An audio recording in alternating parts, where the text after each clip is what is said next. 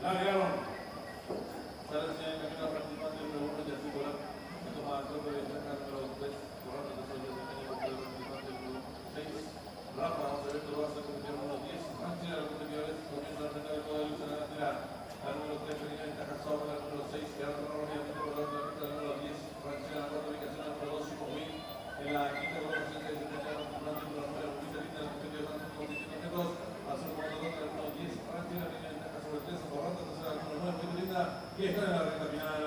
Último 450 metros final. La número 10. Manchina, intenta la entrada. Corre un cuarto de ventaja sobre el participante número 9. Muy linda. Tercera se desempeña el competidor número 2. Win. Después de los últimos 300 metros final. La número 10. Manchina. Prende el cuarto de ventaja sobre la número 9. Muy linda. Tercera se desempeña el participante número 2. Win. Después de los últimos 200 metros final. La número 10. Sobre la número 9.